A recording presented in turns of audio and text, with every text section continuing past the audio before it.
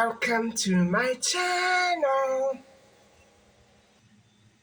How you doing today, guys? I hope you are all doing fine.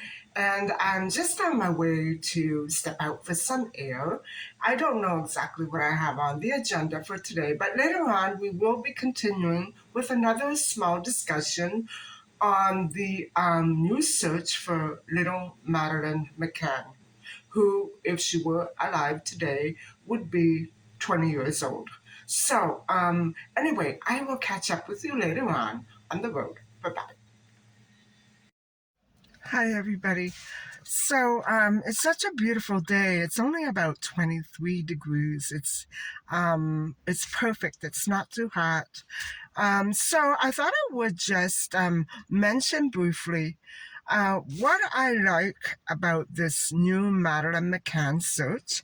I like it in a variety of ways because it's forcing people to look at the same case in different ways. And it's forcing people to look at a possible suspect. I don't say he's a real suspect yet, of a man who's presently in a German prison for similar crimes that have not, he has not, even though he has not been positively or in any way linked to the disappearance of Madeleine McCann. And so we all know who he is. His name is Christian Bruckner. But I'm not saying that he should be positively linked to Maddie McCann's disappearance, because we don't know. We don't have any evidence, physical or otherwise. But he is very instrumental in showing us some of the areas where Maddie McCann may have been brought to after she was abducted, if in fact she was abducted. I want to also take this opportunity to bring up Richard D. Hall's documentary.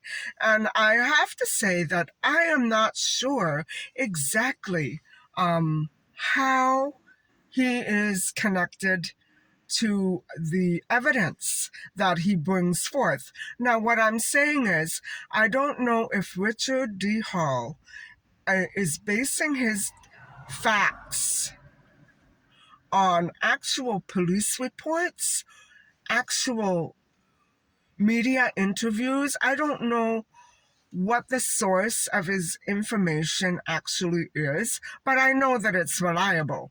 So what I'm saying is, I don't know if Richard D. Hall's observations are biased. And to a certain extent, of course, he's going to regard the McCanns in a negative light, the way every inspector, investigator should, has to.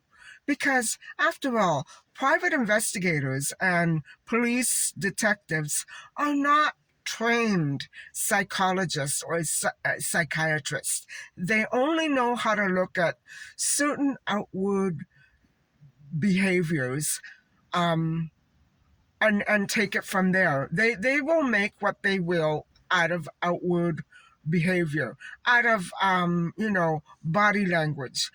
That doesn't mean that there is a set of different behaviors that are specifically reserved for guilty people. That's what I'm trying to say. And so even though at times the McCanns may have seemed that they were hiding things or exhibiting guilty behavior, it doesn't mean that it had anything to do with Madeleine McCann. I know that she may have been a very challenging child to raise, because she may have had other issues going on that we don't know about. So that's what I'm trying to say. Not every parent will respond to a child's disappearance or passing in the same way. And because of that difference, And that's a wide difference. Because of that behavioral difference, we we have nothing much to go on. So I welcome this new search with open arms, and I like it because it invites new perspectives, and it forces us to look at the McCanns in a positive light, which I think they need to be, because no evidence has been found against them. And so we need to keep regarding them as innocent and not as a child murderer, as child murderers. I could never manage to look at them like that.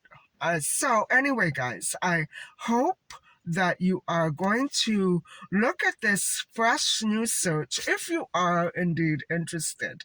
I hope that you will be looking at this new search with open eyes and a different perspective, because, of course, it's the only way to continue with this very old and very tired and weary case about a beautiful missing child who has yet to be found.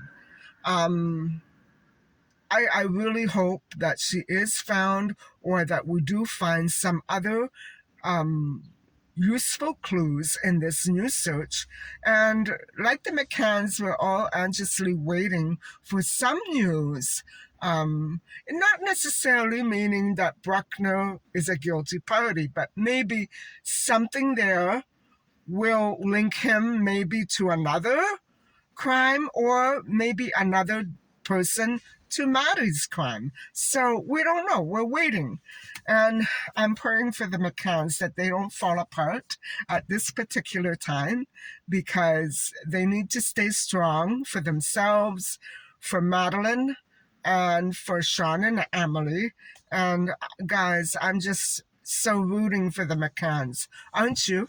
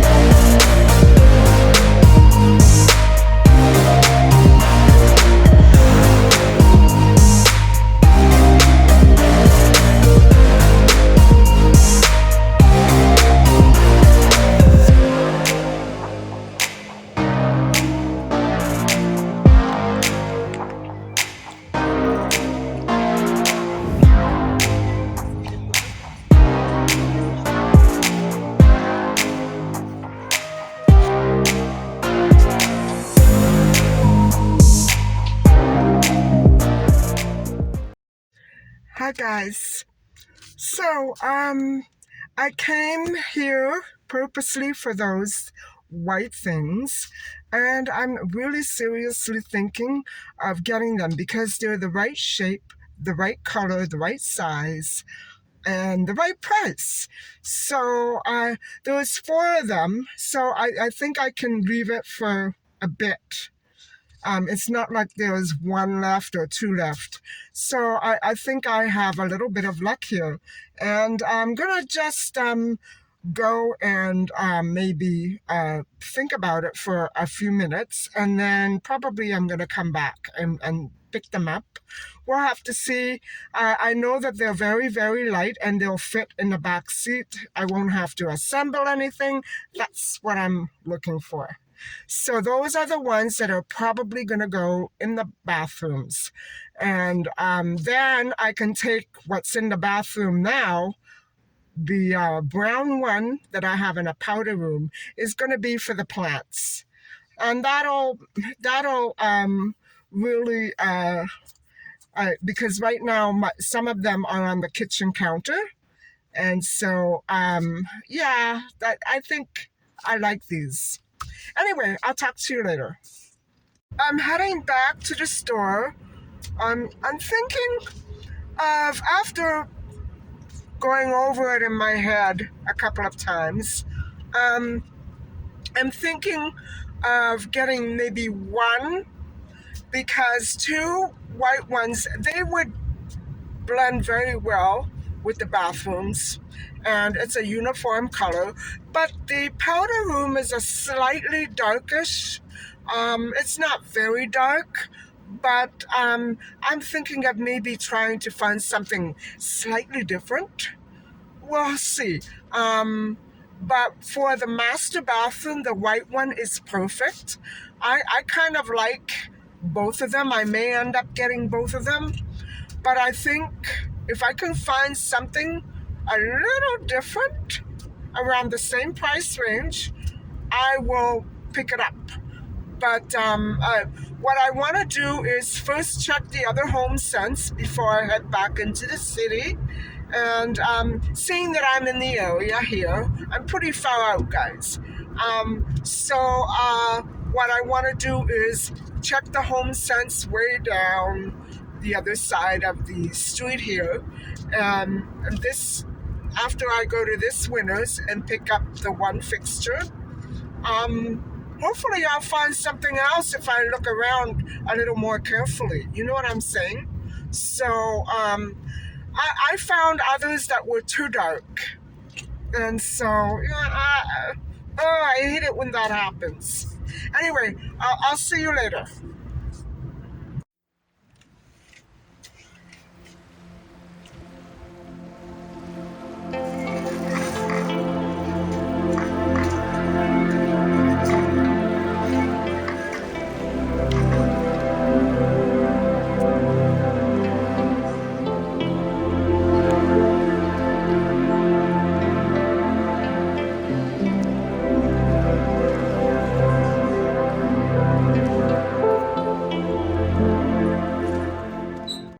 So, guys, I found exactly what I was looking for. I didn't think that um, other piece would have been so inexpensive.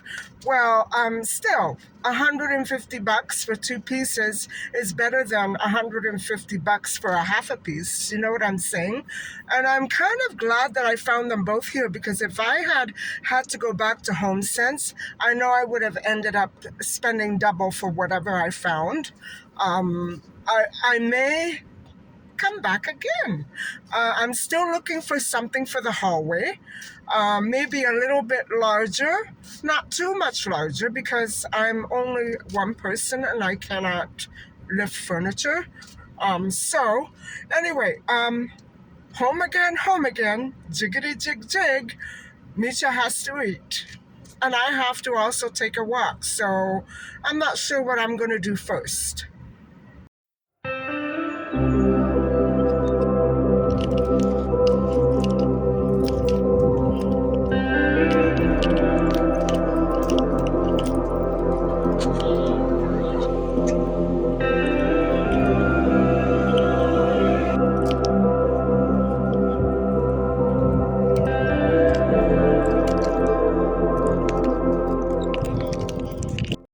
Well, that was a very refreshing um, 20, no, 30-minute walk. It was exactly 30-minute walk in the shade.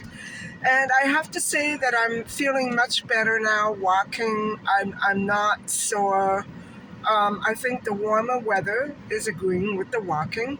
And I have to also say that it is now 28 degrees. So this morning, or around 1 p.m. in the afternoon when I left my house, it was only about 23. So it's much warmer out here where I am now. And so I hope that the traffic, it's 5:45. I hope the traffic will not keep me out all night. It very well may, but I will be late feeding Misha her supper. But It's all for a good cause. I have my little stands in the back. So, home we go.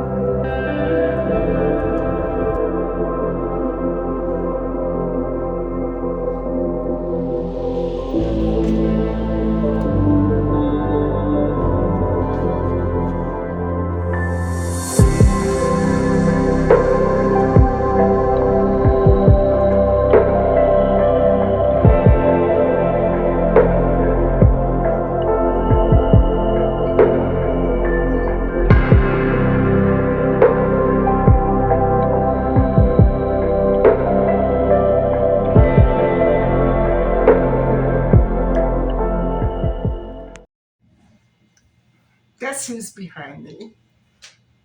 Um, I'm sharing my chair with my baby. And so, guys, I'm home, and I showed you my winner's haul. And so altogether, those were $160. And I'm glad that I went for both of them because now I don't have to think of it anymore and I can start cleaning out the bathroom and putting away all the other furniture that has to come out of there, and I have to make space over here for it. So I have my work cut out for me. And so I'm going to just pedal around for a while. And then we're going to sit down and talk about the Madeleine McCann case and what one former Scotland Yard detective has to say about it. And so stick around if you're interested in this case. And I'm not going to make it very long, guys, because I've had quite a day and I still have a lot of work to do. So I'm going from one heavy job to another.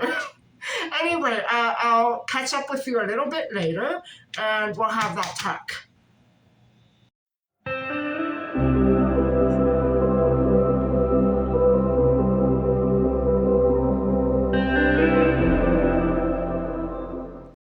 Hi, everybody. So I'm back and I rearranged a few things. I have my extra stand over there, and I'll show you later the bathrooms. Mind you, I still have to clear out, pantries, cupboards, the drawers, things like that, just to make everything more organized. And, it's hard. I've been here for 30 years and I'm still disorganized. But yeah, I had to get rid of a lot of crap, things that were left over from the old house. And even after my mom passed away, I was still getting rid of stuff from the old house. And so it's been a big job getting rid of clothes and throwing out broken things and buying new ones. I don't want to go there anymore. For today, I'm tired and I'm finished. And so I thought maybe we should get started on a little discussion on Maddie McCann and the new search. So we have been reviewing off and on the documentary by Richard D. Hall, which is an exceptional piece of documented fact. And again, he's more interested on fact rather than what everybody else said, or he was going after actual evidence. Nothing that was not verified would be taken down as fact by Richard D. Hall, and that's what I liked about him. And so I think that's how we should really approach most cold cases in order to cut through all that confusion and fallacies and misreporting. And so let's move on now to Peter Bleksley. But I just want to add one more thing. We're not done with Richard D. Hall. We're only into the first hour. And so there's 3 more hours of his documentary to review. So that's going to be coming in the future sometime, bit by bit. And so now, for now, because it's related to the new search for clues related to the disappearance of little Madeleine McCann in 2007, we're going to move on to Peter Bleksley, a former Scotland Yarder who has been commenting on the new search for Madeleine McCann evidence in Portugal. That would be in South Portugal.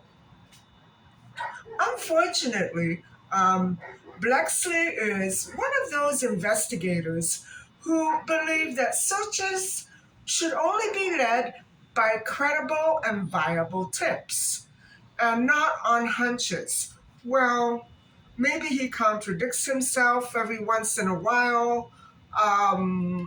No, he's one of those from the old school. Just follow the tips, follow the leads, and don't look anywhere else.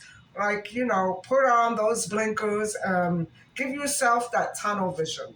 Well, okay, that's a good way to approach it, but sometimes it's not enough. Sometimes it just doesn't yield much evidence, does it?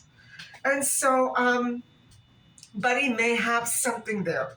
And there is a remote reservoir area, as I explained yesterday, that is being checked for certain evidence. And my guess is that this was an area led to by Christian Bruckner. And Bleksley doesn't really get into that. He does mention Bruckner, but not in terms of evidence. And so my guess is that Bruckner spent a good deal of time at that area, that picnic area that we were talking about yesterday. And his DNA is probably among some of the debris there. And so I'm just guessing that that is probably what they're hunkering after. Because guys, he's in prison right now in a German prison cell, and he's denied all connection with Madeleine McCann. And he may be telling the truth, but he is still a valuable source of information for these underground rings that seem to be thriving all across the world, and especially in Europe and places like China and perhaps India. Let's not go there. So, I'm sure that whatever they find, Bruckner's DNA will be probably pretty close by. Let's put it that way. And as I explained yesterday, they were carting away certain, I don't want to call them artifacts because they're not that old, certain objects and items that had been found in the dirt, and perhaps also beneath the holes that were dug at the reservoir dam. And so my hope, guys, my hope here is that authorities, as they are in Germany, don't start falsely charging Bruckner before they have the actual evidence. Now, we've seen this with the McCanns, we've seen this with Amanda Knox and Raphael Sollecito. And so, what's going to happen if there's a charge laid and not enough evidence? Regardless of whether or not the suspect is guilty, he's going to get away and he's not going to be able to have another trial, right? So, as anywhere in Europe, I believe, and I hope, everyone is innocent until proven guilty. And therefore, at the moment, Bruckner is innocent of this crime. And so he may very well remain innocent. So if we push this and rush this case, like some German authorities seem to want to do, it's gonna fall apart. It's gonna blow up in everybody's faces, and we're not going to be able to get to the bottom of what has been going on with all these missing children across Europe, including Madeleine McCann. We need to keep him at bay, keep him on the good side.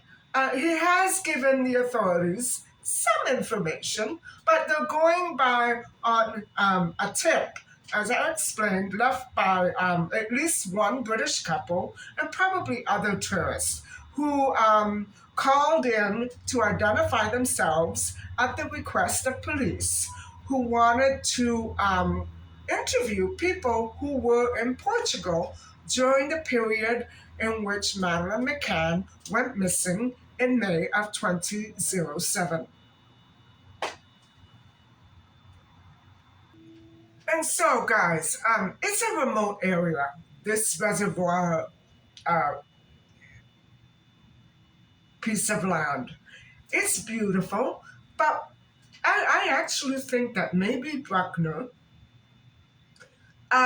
could be very helpful in leading detectives to that spot, that maybe other crimes were committed there in the past years or decades by other people against other victims. Now, I think that this is basically what police are and what detectives are actually going after.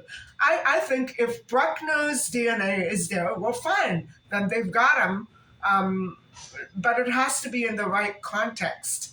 It can't be, Bruckner's DNA with his cup and spoon. You know what I'm saying? It has to be related to Madeleine McCann or another missing victim. They have to really analyze everything. And so I think that, I am skeptical that maybe it will yield anything connected to Madeleine McCann. I don't know why. It's just, I don't want to set myself up for another disappointment. So I'm keeping myself dejected. And I'm not going to put my hopes up too high. But at least this search is very inspirational. It's new, it's different.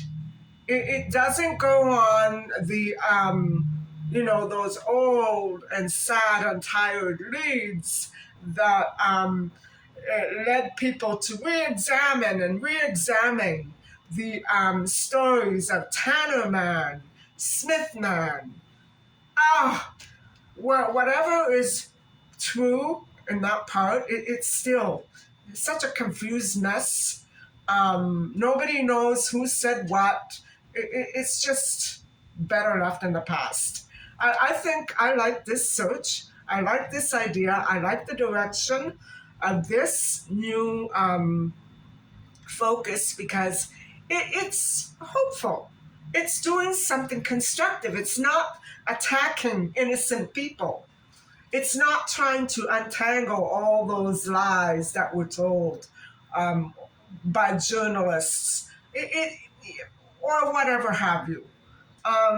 This is a good and fresh approach that is relying on objects which cannot lie rather than idiotic stories and lying people. I'm sorry, but I said it.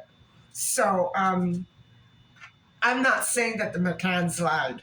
I'm just saying that the way that the stories were created, it was very difficult to pinpoint who was actually telling the truth and who was actually lying. And so let's move past that. Um, the search is exactly how efficient teams should operate. And, like I said, not on falsified or dead end leads and stories. It does give me hope. not only for Madeleine and some closure on her disappearance, but for all missing persons cases in general. And so, why actually, guys, it's the kind of an investigation. Okay, it did rely on some new tips, but think of how much this investigation pinpointing those specific um, spots near the water, think of how much it can yield in terms of evidence, not just about Maddie. So, you know where I'm going with this. To me, it really seems like a very good um, uh, approach. It seems like a very good methodology. It's very scientific. It's very particular. It's not, wishy washy. And so, also, guys, tips that rely on people's sightings of other things. Like, for instance, the case that we're dealing with right now, Melanie Evier. People saw women that looked like her, and they were wrong. In probably in all cases, they were wrong. And so this is what I'm trying to say. We're not relying on people's stories because people are fallible. Their minds, their memories, were fallible. We're not like computers or robots. We make many errors, especially with our memory, our judgment. So it's very impossible that anybody would have seen anything tangible and then call up the police 40 years later to tell them. That's not going to happen. And if it does, it probably is not true.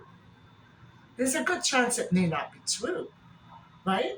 So, anyway, that's one of my reasons why I don't like it when police are forced, because of lack of evidence, to sit and wait by the phone. It's not going to happen. Not going to happen. But this tip was the second time it had been called in. And so that's unfortunate that they didn't listen. They didn't listen. What happened was another witness was involved that drew attention to the same area. And so that these two witnesses are sort of corroborating each other. And now the Maddie Shrine is spectacular. I don't know if it's still there, but this is the area where that British couple found the shrine in 2007 after Madeleine went missing. So, however, Bleksley is very blunt about his observations. And, the first and most important observation is the one being that he has seen only one boat out there on the water so far and no underwater searching.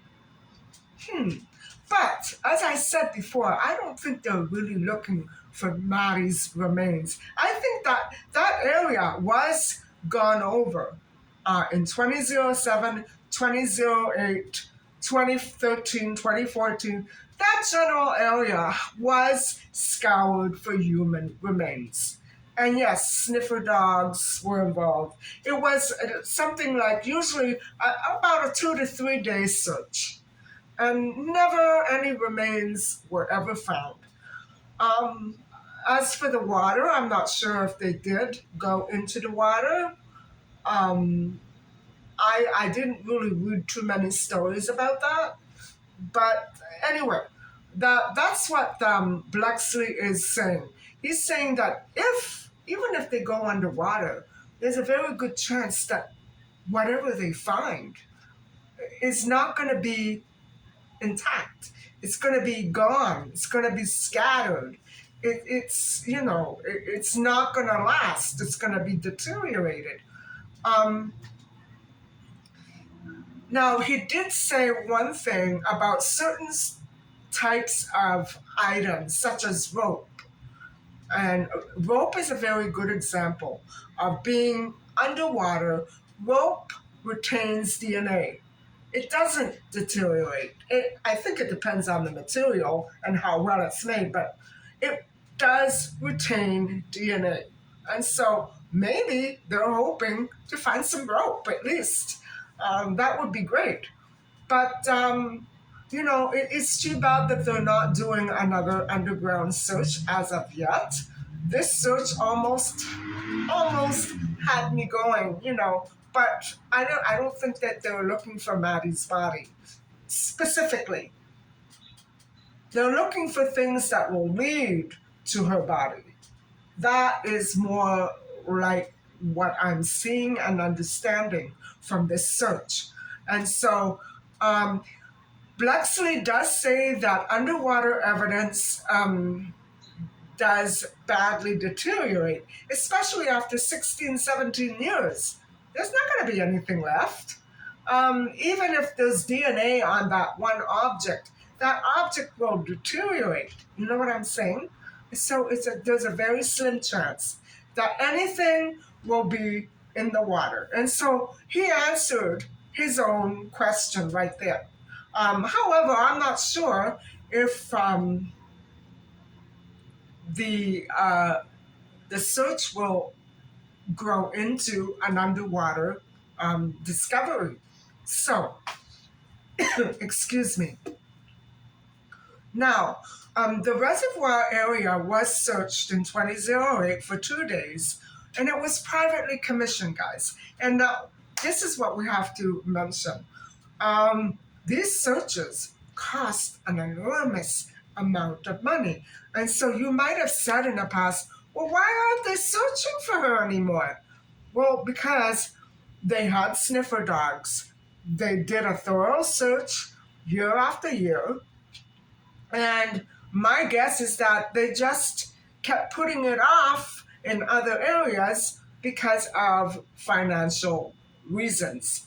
And so this particular investigation is being led by Scotland Yard, German officials, first and foremost, and Portuguese police. And so it is very obviously acting maybe somewhat on the input of the witnesses and also probably on Bruckner's input. Maybe he is trying to help. There's not that much information about where he stands right now, but I'm sure they're looking for evidence. Maybe they want to compare DNA. I don't know. So I do like Bleksley and what he has to say about this case. And the reason for that is that because he is of a logical opinion that the McCanns, the parents, are definitely not directly involved in their daughter's disappearance, and that people are innocent until proven guilty. And again, guys, I know that many of you will disagree with Bleksley and myself, but the fact of the matter is no evidence exists pointing to the guilt of the McCanns or anyone else as it is now. And so, I myself, I want to entertain the notion that the McCanns may suspect who the person is and may want to protect that person, but there's no evidence. That's fallacy. That's fancy. I'm not pushing that theory because I have absolutely no information or no evidence, nothing to support that. But it's in my mind. You know what I'm saying? So I think that many facts of the case were indeed twisted by those directly involved in the disappearance of this toddler. And so I get a feeling that a lot of them may have pretended to be journalists in hopes of getting information and taking the child further away, or goodness knows what they done with her. Um, you know, Perhaps dishonest journalism painted the parents and their friends in very suspicious and negative um, perspectives. And so we couldn't take anything that they said unless we took it with a grain of salt. And we can't really investigate a disappearance or a crime like that. You have to have facts. If you don't have facts, you've got nothing to go on. And this case is exactly like that. There are no facts, and so therefore, there is nothing to go on. We only know that Madeleine is gone, and she vanished sometime that week at Ocean Club. And it could be, guys, that she very well did go missing on the evening of Thursday, May the 3rd. And all this other stuff, you know, that's what I was saying earlier in the car today. We don't know how accurate the information Richard D. Hall actually got. I think he's in the same boat as all of us are. Did he really get police reports that were built on lies and falsified sightings? If so, it's the same thing all over again. This case, it has to start becoming scientific. More of a science and less of a fairy tale. And until that happens, Maddie McCann will remain a missing person, a cold case. And so nobody, they painted these journalists, some of them painted a very, very inaccurate picture of the McCanns. But nobody can know of a person's guilt simply by watching their behavior and by going without concrete evidence. And yes, we have seen it in so many missing kids cases. Tori Stafford, there was no evidence to tie her mother with the crime, to the crime. And yet, that's where police were headed because they had nothing else to go on. Well, too bad. You can't falsely arrest a person just because there's nothing else around to look for. You have to go back, keep going back to the scene. The odd thing about it, guys, is, and I didn't stress it enough when I mentioned it before, was that even though the McCanns and the Tapas 7 all went back to Portugal to relive the night of the crime, a lot of it is the physical setup of Ocean Club in Praia da Luz. Now, in 2007, it was set up a certain way. People were able to gain access, I'm almost sure, in some way or another, from the public roads. However, to this day, I don't know if it's still possible because the entire complex was renovated. And so the physical properties that existed at the Ocean Club Villa in 2007 may no longer, in fact, exist today. So that's a big problem because now we don't know, people don't remember what it was like. I'm talking about the Tapas 7. And many years went by, the McCanns went back and forth, and things changed. And when you feel like you've been gaslighted and you don't know exactly, well, that was it.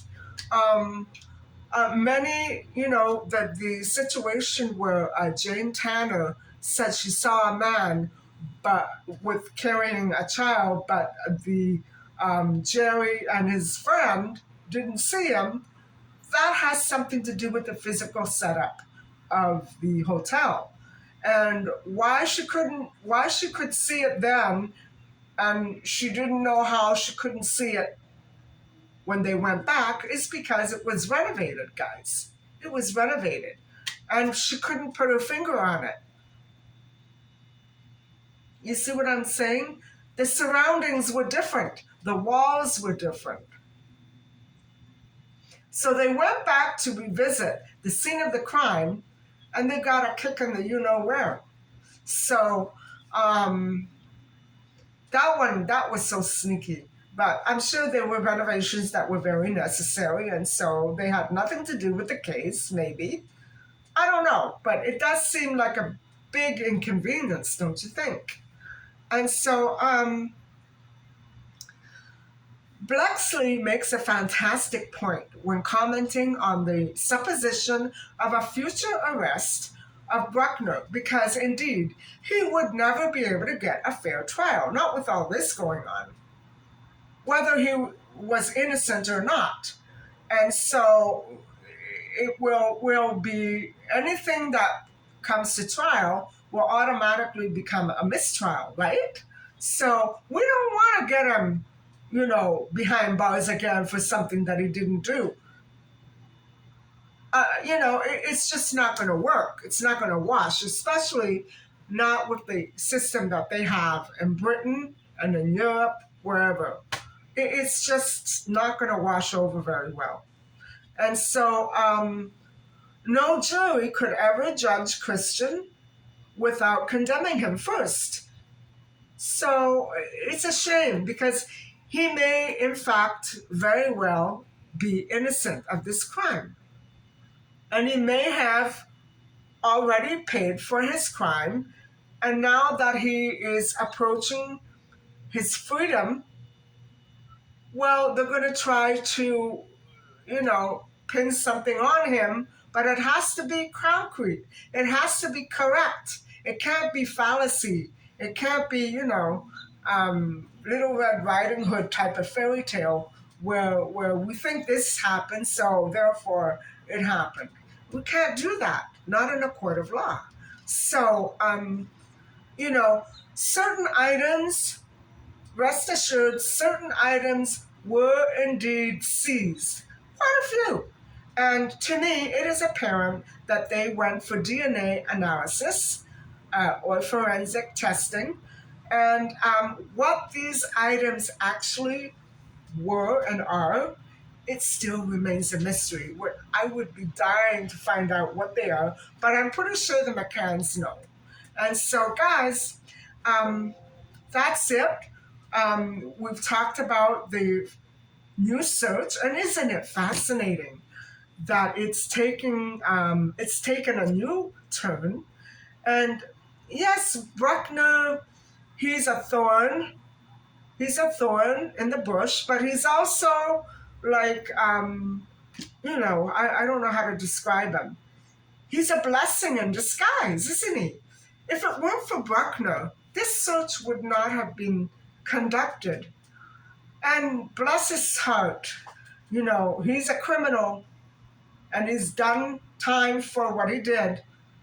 But now is his time to become as honest as he possibly can and spill his guts about everything that he would probably, maybe, know about other underground criminals involved in specific rings around Europe, especially in Portugal. And so, guys, there's a lot more on Bruckner, and I may be doing some more research on it. I'm in the middle of a wonderful documentary or two right now.